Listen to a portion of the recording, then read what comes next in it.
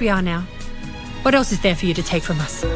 Pinky, I beg you, please don't go back to him. No matter with whom I fall in love, it has nothing to do with you. If you insist on marrying her, then I'll have to cut ties with you.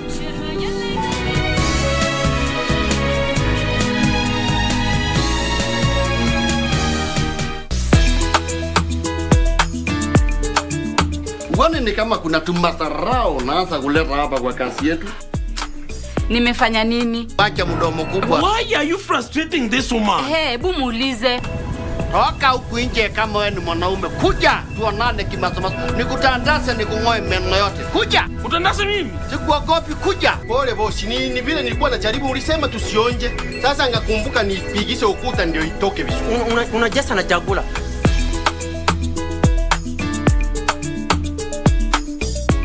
Kupata weka imani kama skiza tune kwenye simu yako, dial *811 759#. Jameni, yani kuna watu wanapitianga mambo. Wacha vile sisi tunaonanga mambo kitoko. Kuna watu wamepitia mambo makubwa. Fikiria kuhusu Job. Akapoteza mifuko, akapoteza mimea, watoto wake, na bado akasimama na Mungu. Hata wewe, weka imani. Usiwache Mungu. Ili kupata weka imani, dial *811 759#.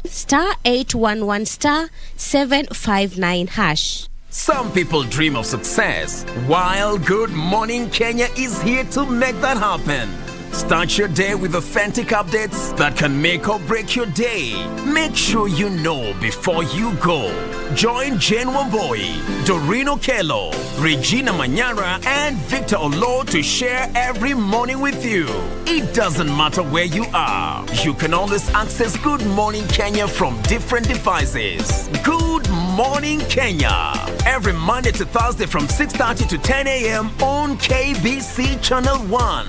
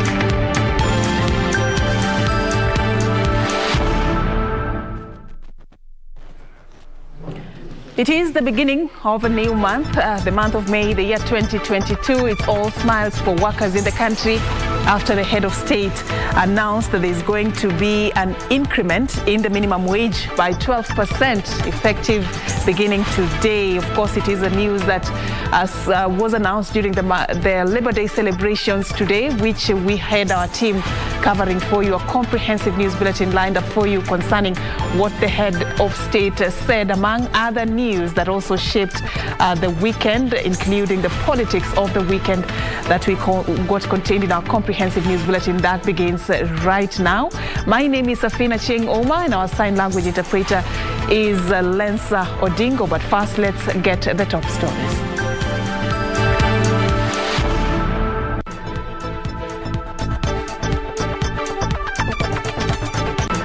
I today declare an increase of the minimum wage by 12 percentage points with effect from the 1st of May 2022. Yani leo. May Day gift for workers. President Uhuru Kenyatta increases minimum wage by 12%. Stop the blame game.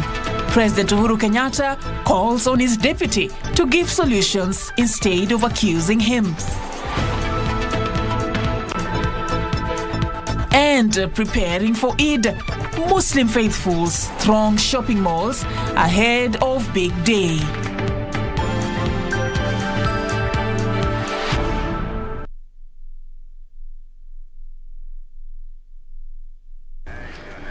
Once again, welcome to the broadcast. At Serfine_Achieng is where you can find me on social media at KBC Channel 1. Our official social media handles use the hashtag Sunday Express.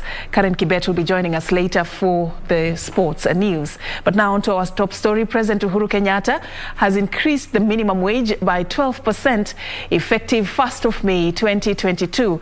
Addressing the 57th Labor Day celebrations, President Kenyatta said it is critical to review the minimum wages so as to cushion Kenyan workers against further erosion of their purchasing power. He said the prevailing circumstances, the world has made it necessary to review the minimum wage while also guaranteeing the competitiveness of the country's economy.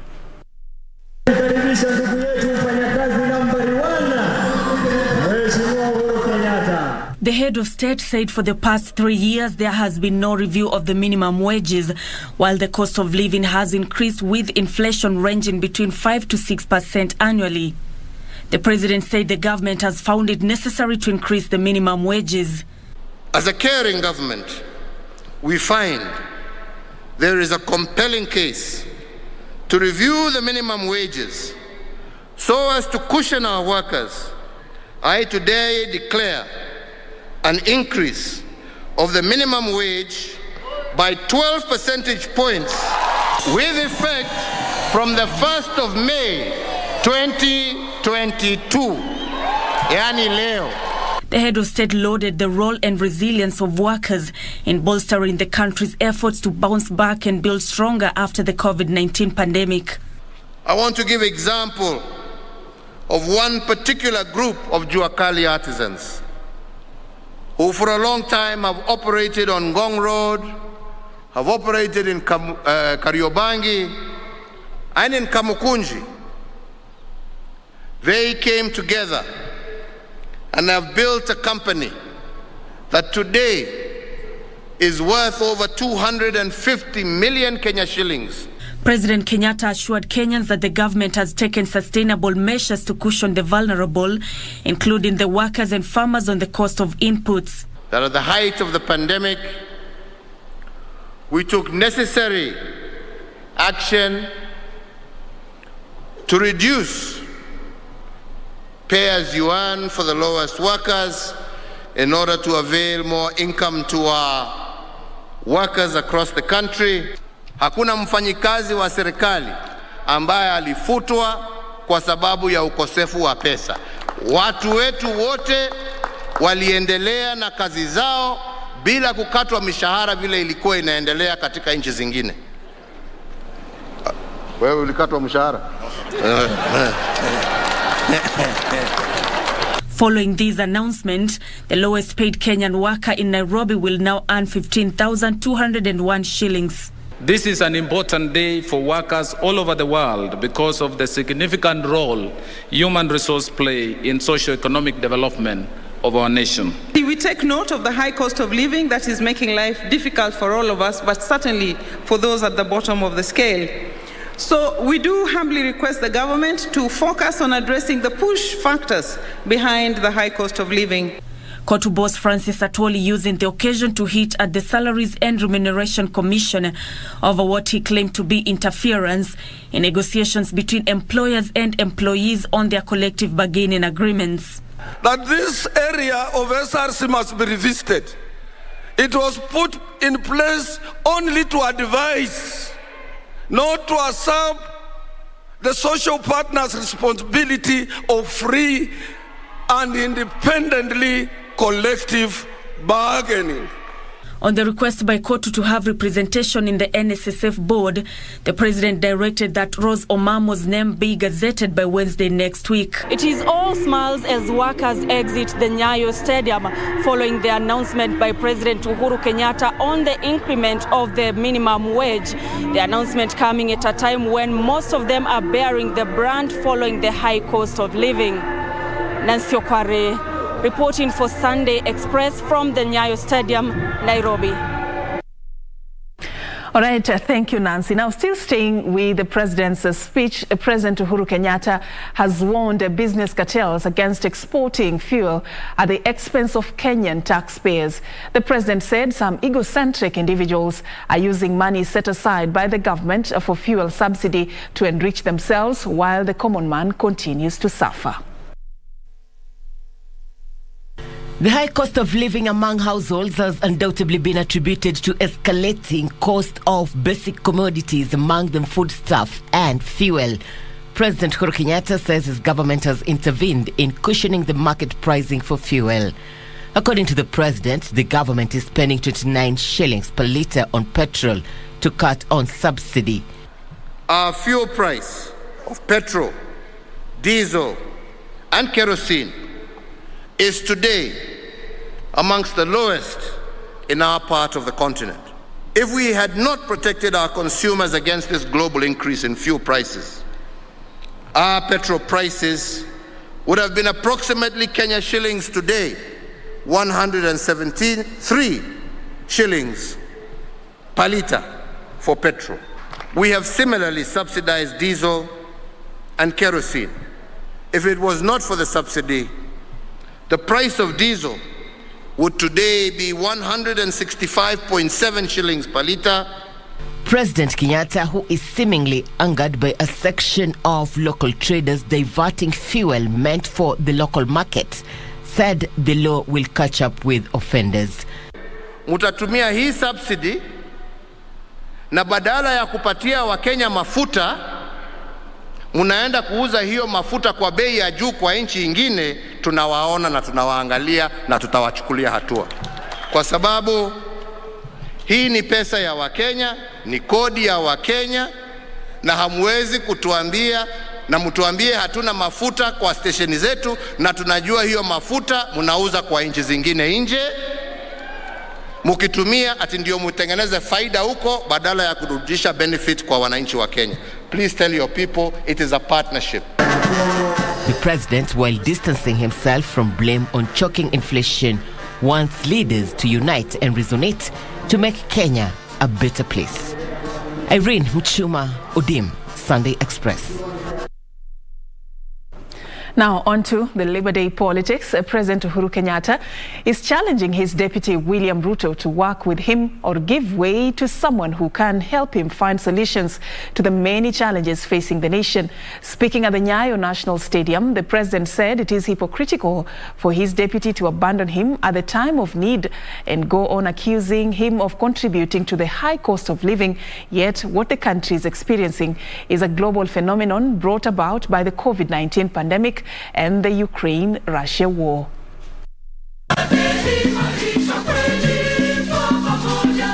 The Labour Day celebrations at the Nyayo National Stadium.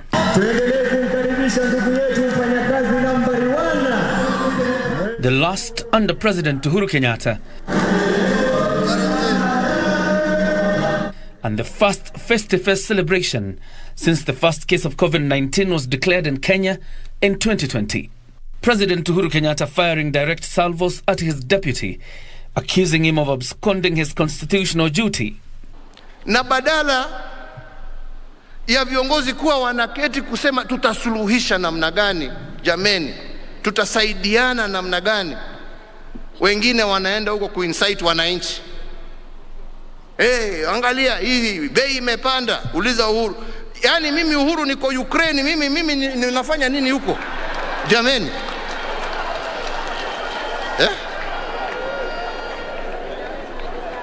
Mimi COVID nilikuwa huko kulea kutoa mimi. The head of state calling on his deputy to give way to someone who can help him in seeking solutions to many challenges facing the nation. Badala ya kuja kunisaidia, kuniambia niko na mawaidha hii na njia hii na njia hii, njia ambaye tunaweza tuokoe watu yetu wakati tunagojea mambo haya yaishe, wewe uko kwa soko na matusi, na wewe unajiita kiongozi, na unajiita ati wewe ndio sijui namba ngapi katika nchi ya Kenya. Uko wapi? Badala ya kunisaidia kuondoa hiyo shida, wewe uko kwa soko kusema ulizeni ule. Basi si ungewacha uniwachie mimi nitafute mtu ambaye angenisaidia jameni. President Kenyatta hailed ODM leader Raila Odinga for teaming up with him despite past differences, unlike his deputy who had taken a flight. Wewe unajua hii shida sio ya mtu. Hii ni shida ya uko wapi wakati mimi nakuhitaji. Na ndio mimi nashukuru huyo mzee. Huyo mzee at least hata kama alikuwa na mambo yake alikuja kunisaidia. Na hiyo ndio ukweli wa mambo. Na alijua hii sio shida ya mtu, ni shida ya nchi, ni shida ya ulimwengu. Tutasaidiana njia gani ndio tuokoe wananchi wetu. The president called on Kenyans to make informed choices on the ballot by electing those who can provide practical solutions to Kenyan problems. Mimi na ndugu Raila tulimenyana hapa, tukazunguka nchi hii, tukasema tupatieni nafasi hapa tubadilishe hii katiba. Kuna vipengele ingine ambayo inasumbua wa Kenya. Nyinyi wenyewe mumeangalia, sisi tumetoa jasho tukitafuta, wengine wamesema hawataki. Nyinyi mtajibu hiyo kwa uchaguzi ambaye inakuja. KOTU Secretary General Francis Atwoli was more direct, urging workers to support the Azimio la Umoja movement, which he claims would protect the rights of workers. Tarehe 9 mwezi wa 8 mwaka huu, wengi watafunja redio zao, wengine watafunja television. They will not believe. They will not believe. They will not believe. The 57th International Labour Day celebrations in Nairobi lived up to the billing of political change for industrial peace, stability and job creation as succession politics dominated the speeches. John Jacob Curia, Sunday Express. All right, from the speeches to the colour of the day, Kenya Police bans excellent performance, choirs and parade march by sections of Kenyan workers clothed in coordinated regalia and reached the 57th Labour Day celebrations. The dais at the Nyayo National Stadium was painted in the colours of the national flag and royal purple, the colour of Kenyan Labour Union. Irene Muchuma Odim shares the light moments of the Labour Day celebrations.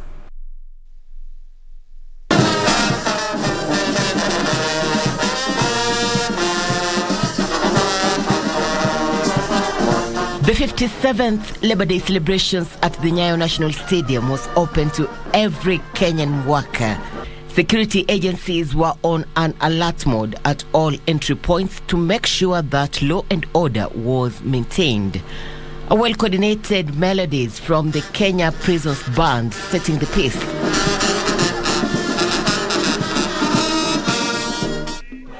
Choirs beautifully sang the best vocals out.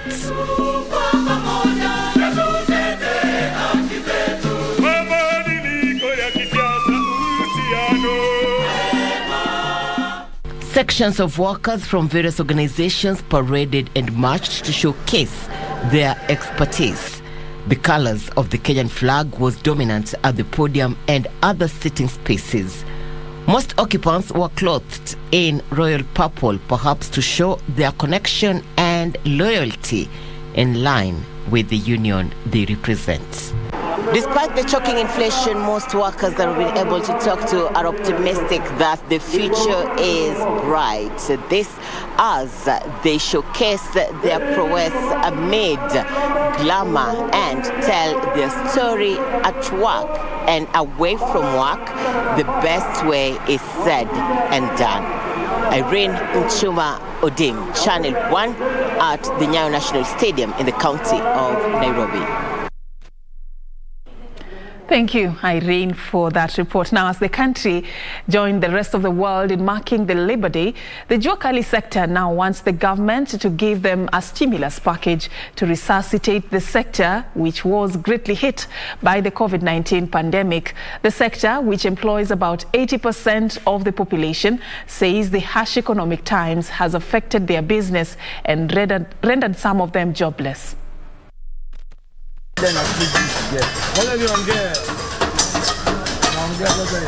In Mombasa's Parky Jua Kali shed, we meet Silas Kariuki, one among 800 Jua Kali artisans who eke a living as a tinsmith. Kariuki has been in the trade for more than a decade. This is his livelihood. But with the current economic downturn partially occasioned by COVID-19 pandemic and the recent ban on scrap metal, Kariuki says the sector is on its knees and there is need for the government to salvage the situation through financial assistance. Tupe mikopo na tuweke mikopo ambayo haina interest kubwa ndio tuweze kulipa. Kama hapa kuna vijana wengi sana na wengi hawana makazi. Hawajui hiyo kosa kazi ni vile hatuna mikopo. Ukipata ule mkopo upatia kununua material nini? Si utajinua. Kama Jua Kali tupate mikopo tunasikia kuna mikopo ya serikali. Hatujawahi pata. Toka mimi ningia Jua Kali kwa miaka ngapi sasa hivi nikuja hapa 28. Hiyo ni miaka kama 13. Hatujawahi pata mikopo wa Jua Kali. Na tunasikia kuna mikopo. Bado hatujawahi pata. Ningeomba kitu kama hii angalia. He attributes the skyrocketing of their sourced raw materials to increase in fuel prices. Meters away is Saverian Nyaga, one of the millions of artisans using hammer and metal to make ends meet. He shares the same lamentations. Sasa nafanya Jua Kali siku ya leo. Sikupenda kwangu. Nategemea nipate pesa kupeleka shule, watoto waende shule wakifungua bomu 1. Na kiangalia hivi sina pesa kabisa. Na hii usumi ya Jua Kali imeleta sinda kwa sababu tangu siku refu fungwe material imepanda sana. Pia tuna complain kwa nini tukaambiwa mafuta iko juu, mitambo haifanyi kazi vile ilikuwa inafanya kitambo. Pia hiyo pesa ya mkopo tunahitaji sisi na isiwe juu sana na lipa juu sana. Naona tunaweza kusaidika. The already bad economic situation has now been dealt another blow by the fuel crisis, which has led to the fluctuation of raw materials and goods. The affected Jua Kali artisans say they could not celebrate their day as the harsh economic times has forced them to live from hand to mouth. Michael Mondiga for Sunday Express, Mombasa County. All right, from Mombasa County, now on to some politics. Azimio la Umoja One Kenya flag bearer Raila Odinga now says he will not condone corrupt individuals if elected president. Speaking in Nyeri County while on a campaign tour, Raila said having served in the government once, he has insights into loopholes that are being exploited by cartels to milk the Kenyan coffers dry. He said in his government, such greedy individuals will not have their way. Wanasema tio baba nanganya watu ati hakuna pesa. Naambia kwamba huyu Raila Amolo Odinga ameshakuwa waziri mkuu ya Jamhuri ya Kenya kwa miaka 5 tukiwa na Kibaki. Najua pale pesa iko. Na sawa? Pale ambayo jamaa hao wanaiba pesa zenu, mtaziba hizo mianya zote. Mtapata pesa ya kutosha ya kwa hii mpango hii yangu. Sawa vijana? Mko tayari? Sisi tunataka kujenga Kenya mpya. Pale tuliwacha na Kibaki. Uhuru ameendesha mpaka mpika pale. Baba atatoa kutoka pale na kupeleka mbele. Sawa? Huyu mzee wetu Raila Amolo Odinga ndiye atamaliza wizi kwa hii Kenya yetu. Ni mwaigwadwa ito. Na akimaliza wizi, hiyo pesa ndio itakuja kusaidia nyinyi. Tuko pamoja na baba. Sisi tuko nyuma yako. Na tuko nyuma yako kwa sababu wewe na brother yako mmekubaliana kule serikali inaenda.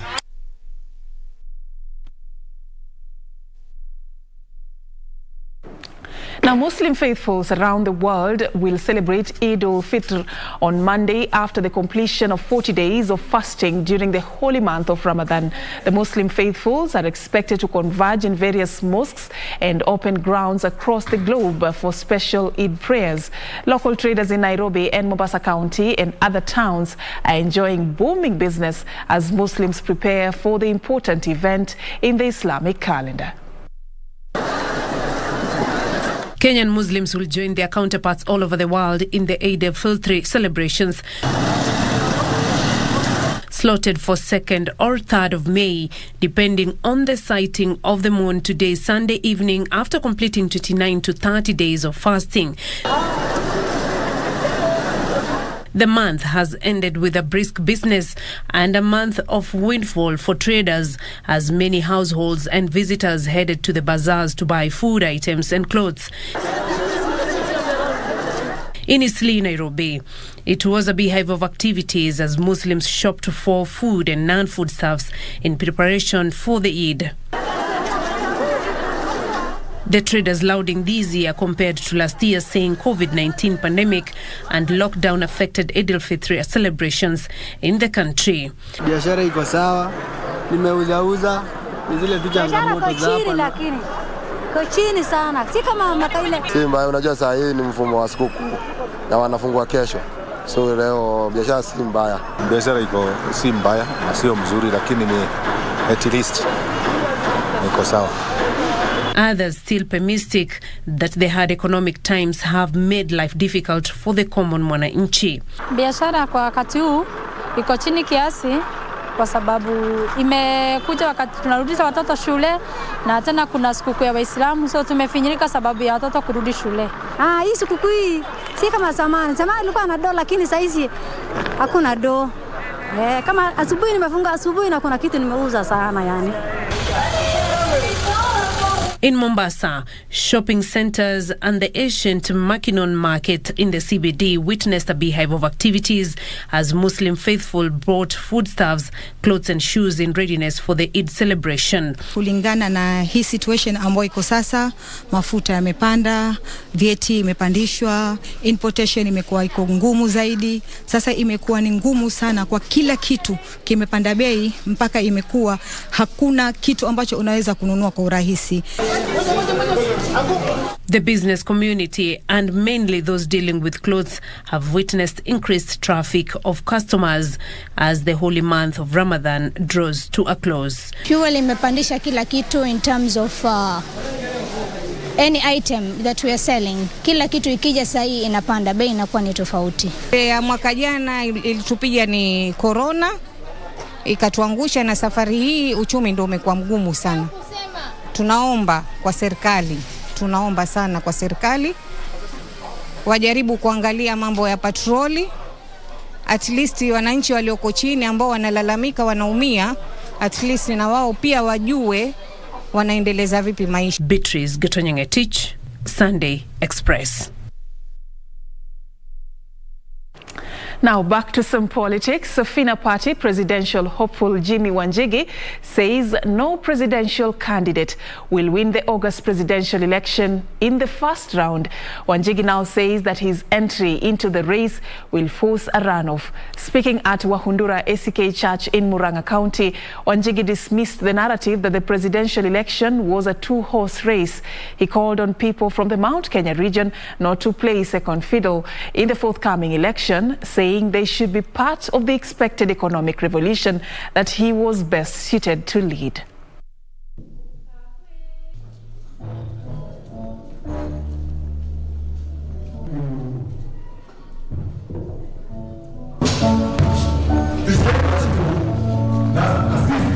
It is going to be near impossible for anybody in this race to win the first round. There are going to be three main candidates, the two others and myself. And I can tell you that is when you're going to see the true numbers of this nation. The true numbers beyond tribal coalitions, but the right-thinking Kenyans who have decided this is a time to come to the table and be counted. And now, the United Democratic Alliance Party has been asked to obey a court order and repeat party primaries in Naivasha. This is after the political party's dispute tribunal ordered the party to repeat the exercise following a successful appeal by John Kihagi, who lost the primaries by a single vote, to Jane Kihara, the current sitting Member of Parliament.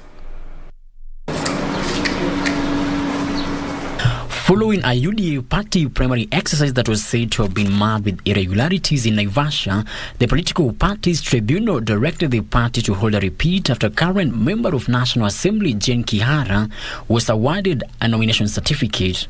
John Kihagi had controversially won in the primaries only for the party's nomination board to reverse the decision due to some irregularities, claiming Kihara had won with a margin of 1 vote. Nasihi National Electoral Board, nasihi kamati ambazo zimepewa nguvu kusimamia uchaguzi, na nasihi chama chetu kifanye uchaguzi kama kilivyofanya wakati huo, na tuweze kuhakikisha kwamba wananchi wanaheshimiwa, uamuzi wa wananchi ambao watasema kupitia kwa kupiga kura uheshimiwe. Kihagi said he was fully behind Deputy President Dr. William Ruto, calling on the party officials not to take sides in the primaries. Kurudishia shukrani koti, vile wamesema lazima turudie uchaguzi.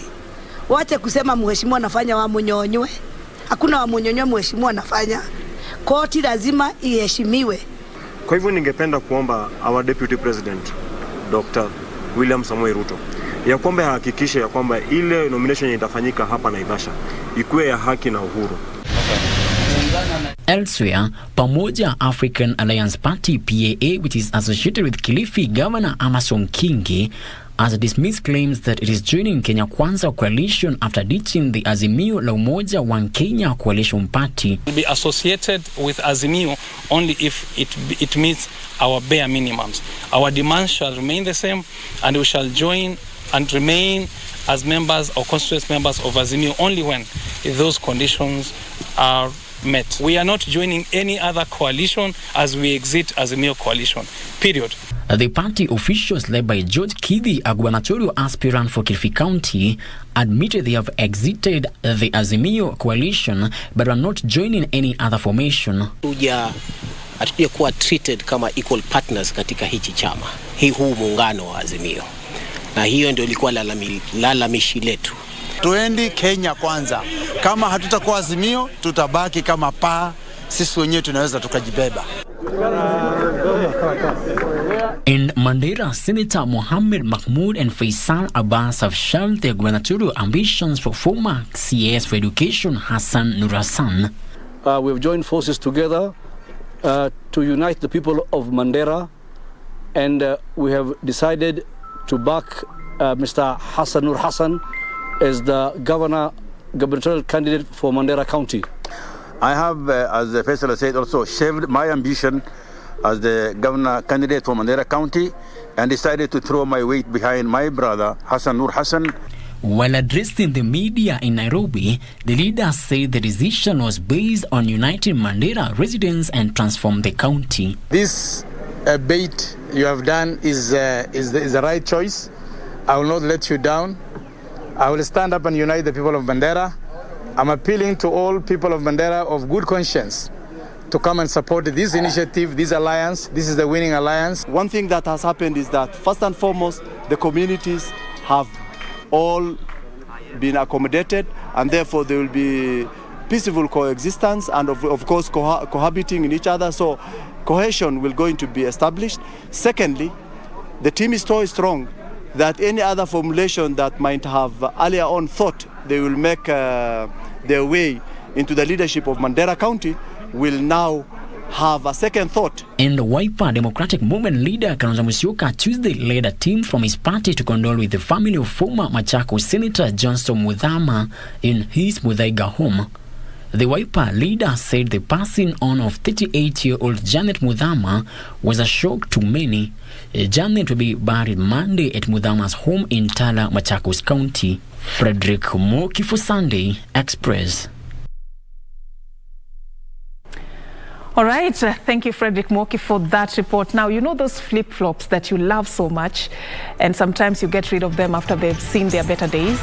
Well, in this week's segment of The Process, Nisi Mano will tell you why you do not need to do that anymore, how they can be recycled, and of course, how they can be put into better use. Do stand by for that coming a little later. But of course, remember also we got the latest from the world of sports with Karen Kibet, so don't go too far. Do stay with us as we take a short break.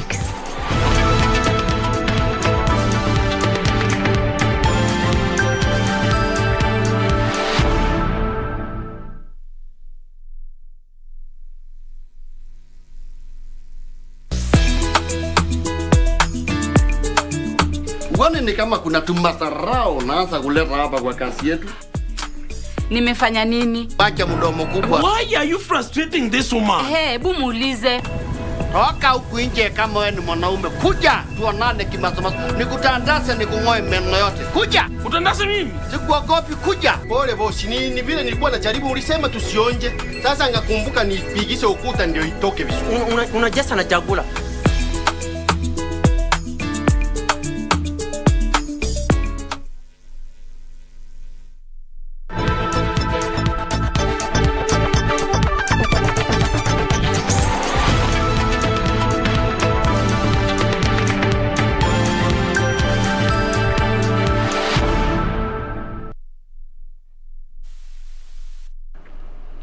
Welcome back and thank you for staying with us. We got some unfortunate news for you. Residents of Sabwani village in Ikolomani constituency in Kakamega County are yet to come to terms with the news of the death of 2 Nyumba Kumi officials who were brutally murdered by suspected robbers.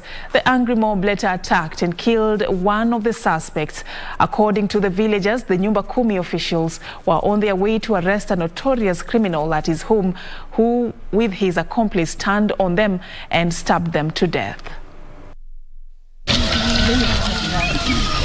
A drama ensued at Sabwani village, Ikolomani constituency, Kakamega County, after 2 Nyumba Kumi officials were brutally murdered by suspected robbers.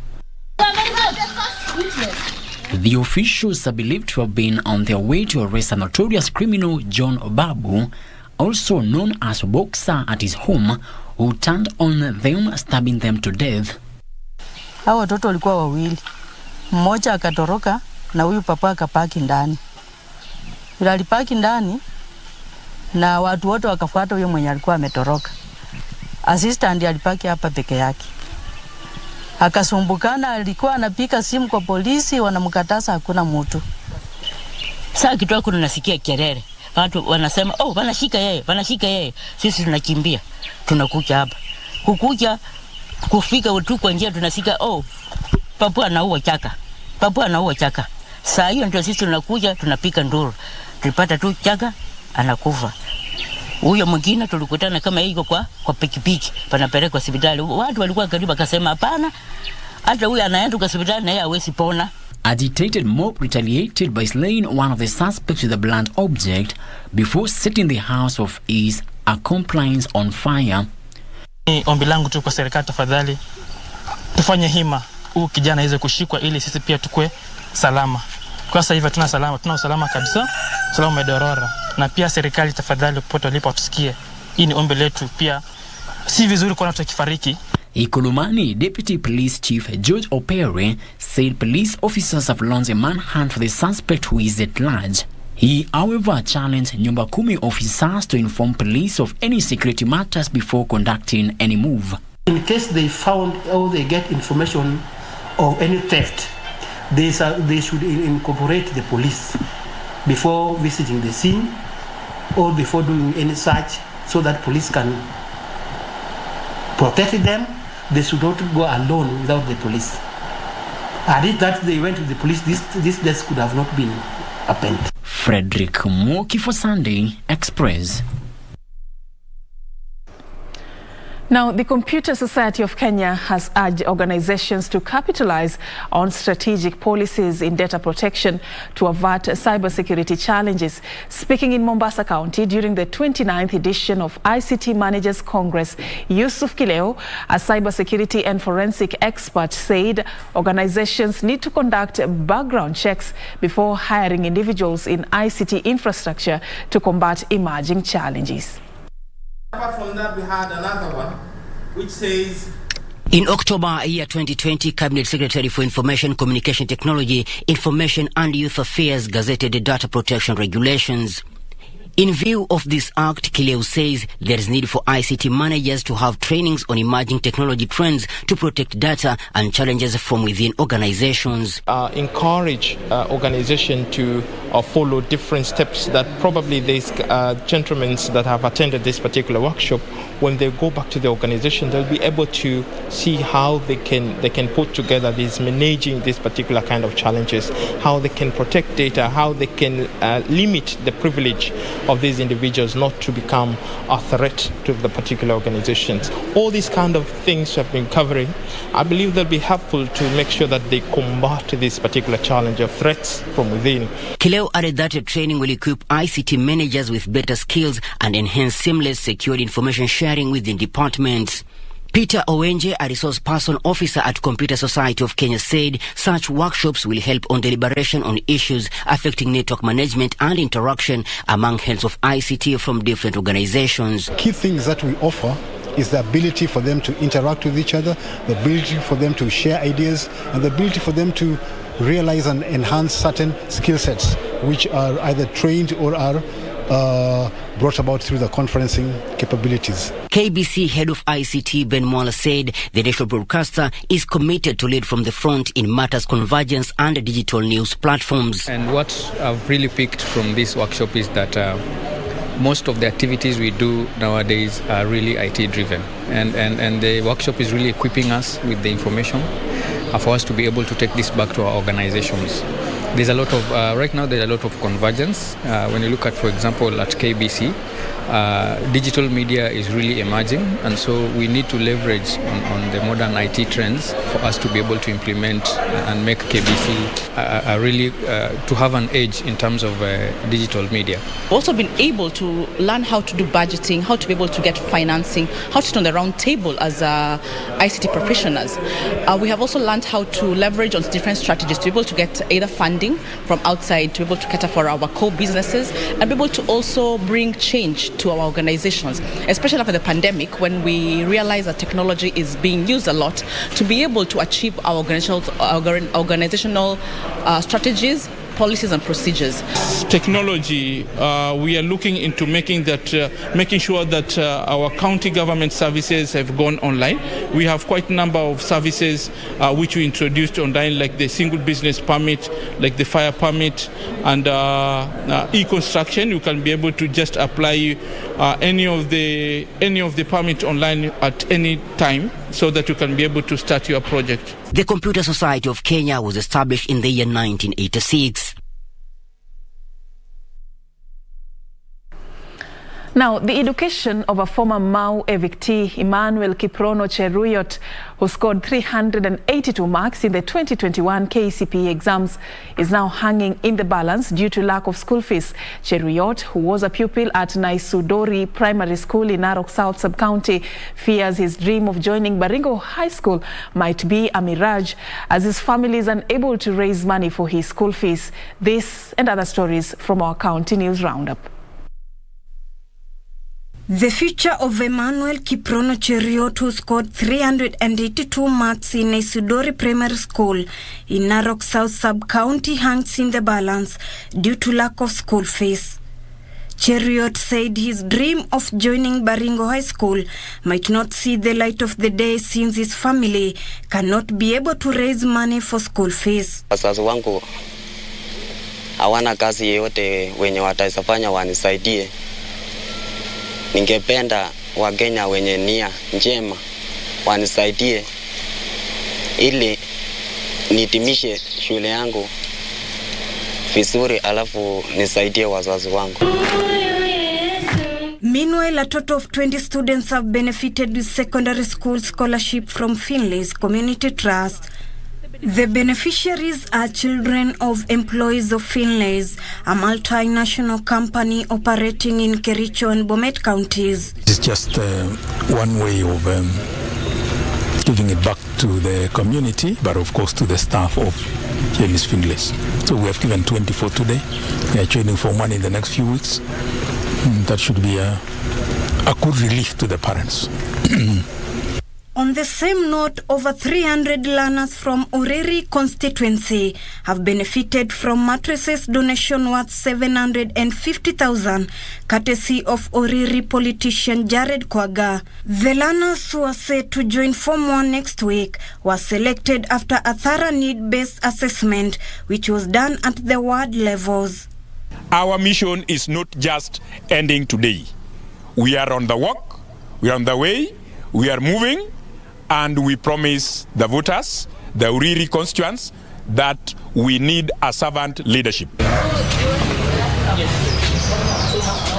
Elsewhere, police in Kiambu have launched investigations into the vandalization of kitchen equipment meant to cater for the provision of free lunch for Kiambu constituency schools, recently launched by area MP Jude Njomo.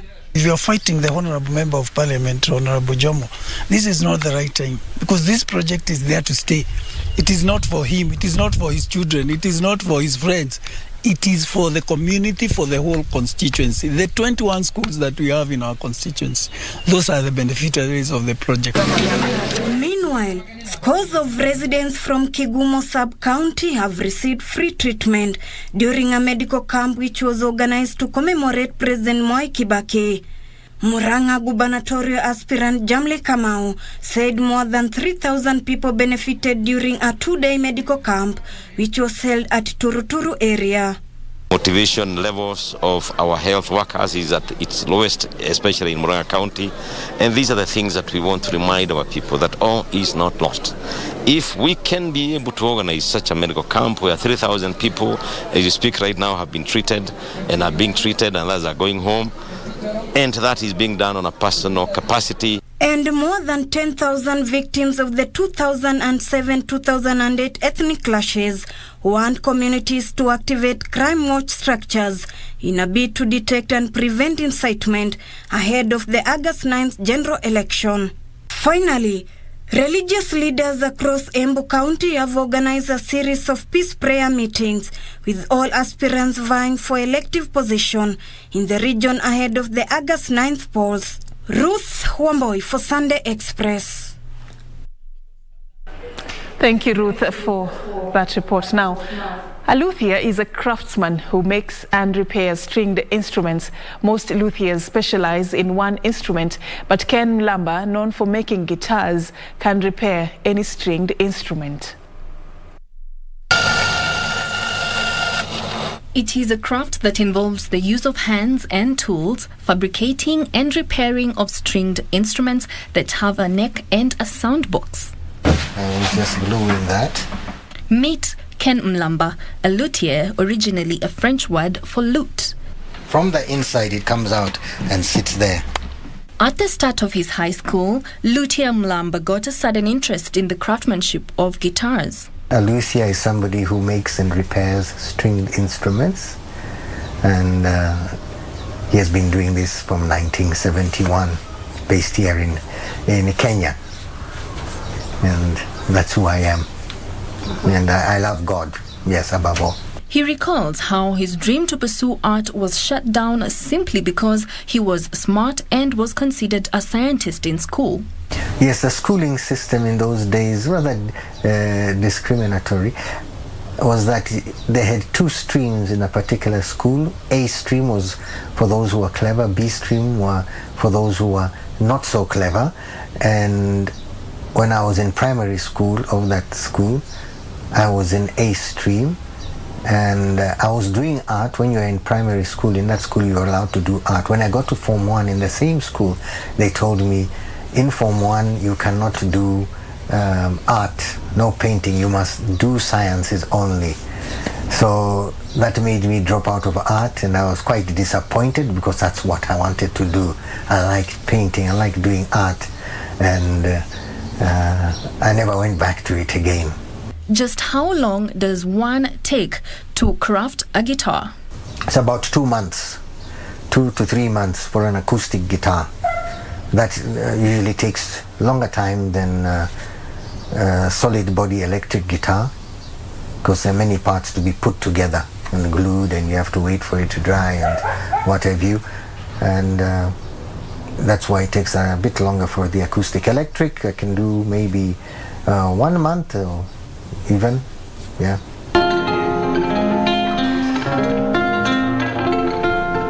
A few days ago, the Mlamba family hosted a group of local acoustic artists in Kikuyu, Kiambu County. The event, dubbed Acoustic, aimed at raising awareness about luthiers as well as the growth of acoustic music in Kenya. The event is about spreading good music and in a safe and controlled environment where people can just sit down and enjoy it without any sort of distractions. Yeah.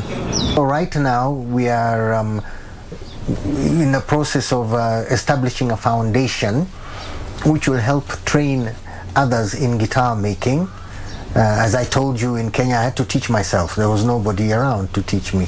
So now I would like to pass this skill to others. Ken Mlamba has had the great pleasure to work for various music personalities. There is like Kato Change. Actually his guitar was for his father, and that's the guitar he learnt on, and he still has it right now. There's Shiano Maimba. He played his guitar, the acoustic, the latest one. And also there was for Sauti Sol, there was Fancy Fingers. Other than classic and electronic guitars, Mlamba also repairs other musical equipments. It's not just guitars that come here, it's all stringed instruments. Things like Indian sitars from the schools, Indian schools here, banjos, mandolins, the whole violin family from the double bass, viola, cello, violin, all those I repair, and traditional instruments also. For Sunday Express, I am Karen Thiongo. Wow, interesting report there by Karen. Now, we move this forward, and environmental conservation has been an age-long concern for many globally. A company in Karen, Nairobi, has attracted the attention of Kenyans with their flip-flops recycling. Nisi Imano with that story on our weekly feature, The Process. On The Process, we visit with a company that is turning trash into treasure, one flip-flop or slipper at a time. We are welcomed by Joe Mwakiremba, who is the head of sales at the company and our host for the day. He takes us through their recycling process. How it works basically is we have a network of collectors that collect discarded flip-flops from our weekly beach cleanup efforts at the coast of Kenya and here in Nairobi waterways, garbage site areas, landfills, and what have you. The washed-up flip-flops, commonly known as slippers or pati-pati in Kenya, are collected from the oceans weekly.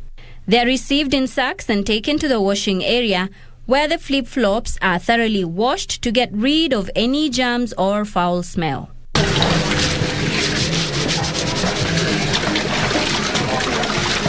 They are then moved to the drying area and then sorted in storage metal cubes. From there, the flip-flops are transferred to the blocking section, where the small sculptures and the medium ones are cut into blocks from different pieces. For the smaller sculptures, we basically have a die-cut machine that die-cuts a template of a rhino, lion, elephant, and what have you. These templates are then joined together into a block. Then they are carved out into that respective animal.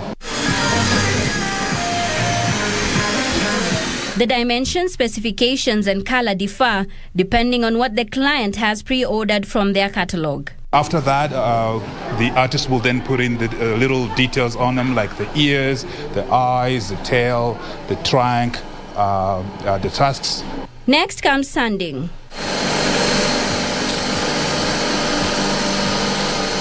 Sanding process basically is to just make the sculpture smooth and remove any thorn and, on the flesh and what have you. The size of products range from small gift items to huge life-size animals. For the bigger animals, styrofoam is used to carve the shape of the animal and later padded with the flip-flops as a covering. For the larger ones, we use a polyurethane material. So we carve out the insides of our bigger sculptures using this material, and then we pad it with the flip-flops. And that's why you see the sculptures have a contour kind of look. The styrofoam is a lighter material compared to flip-flops and is conducive for transportation and for shipping.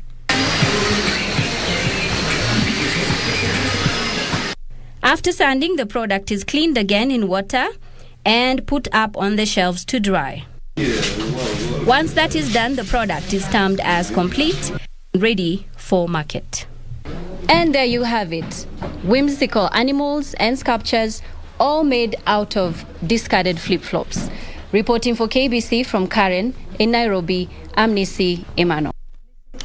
See, I told you, your flip-flops can still be put into good use even after they've seen their better days. Nisi Emmanuel, thank you for that report. Now, we are going to be taking a short break right here on Sunday Express, but remember, Karen Kibet is coming up with the latest from the world of sports.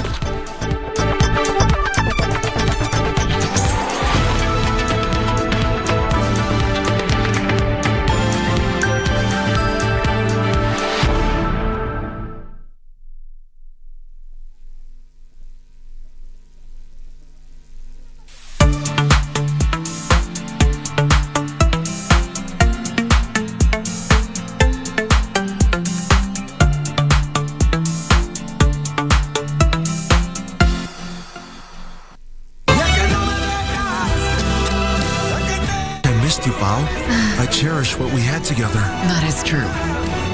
He certainly always talks about you with us. I don't believe my sister has gotten over Achieng that easily. What happened? My dad called the police. Why'd you do that? Returning Jaime's motorcycle and saying goodbye. What do you mean you're saying goodbye? You mind explaining to me why around the time Mauricio was about to take a nap, you left the house through the main door, but you came back through the back door instead? I have no time to think about something else. Therefore, either we do it the way I'm asking you, or I will see to it that my dad doesn't give you a single cent. Are we clear? Never despised anyone in my life the way that I despise all of you!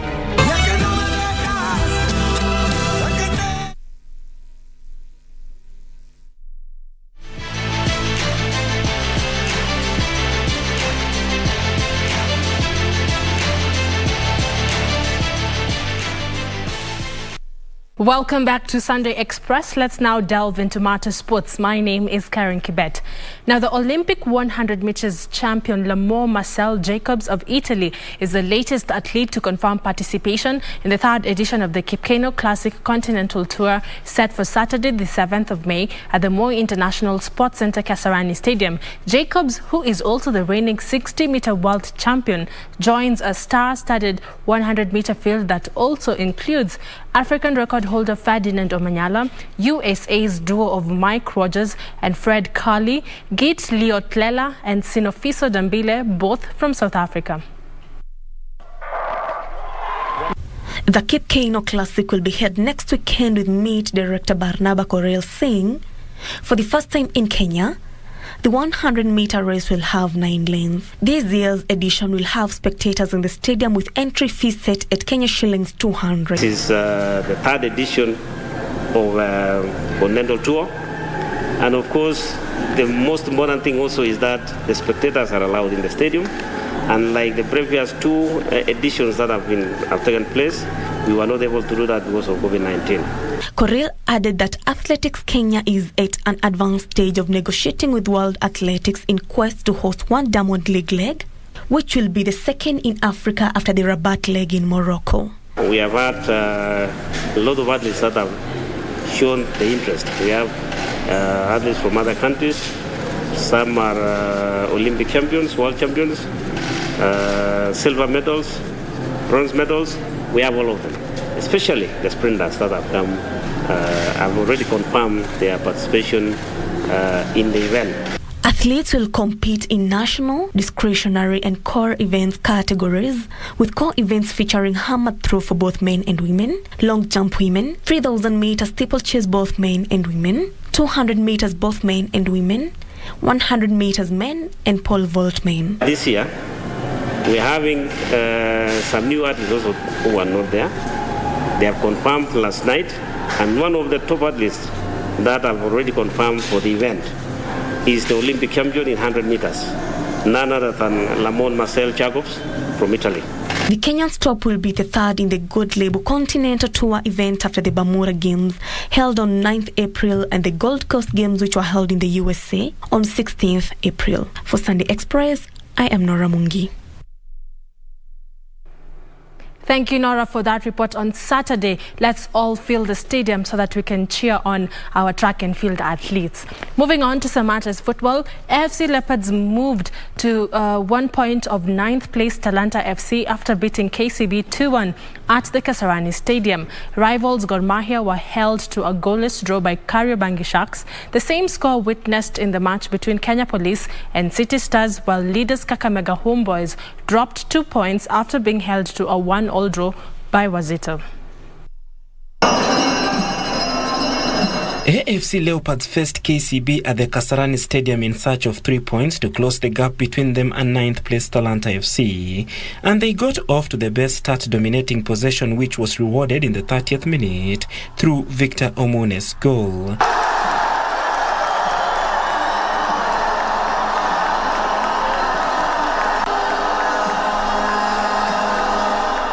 And just before half-time, a controversial penalty was awarded to the Leopards, John Makwata making it 2-0.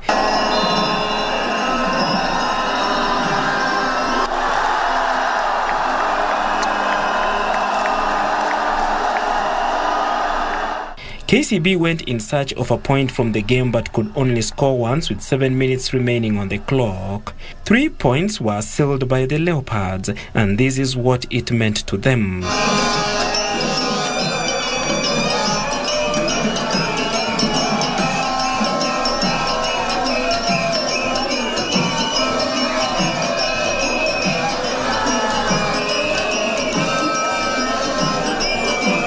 Rivals Gor Mahia were held to a goalless draw by Kariobangi Sharks. Kenya Police drew 0-0 with City Stars, while leaders Homeboys drew 1-1 with Wazito.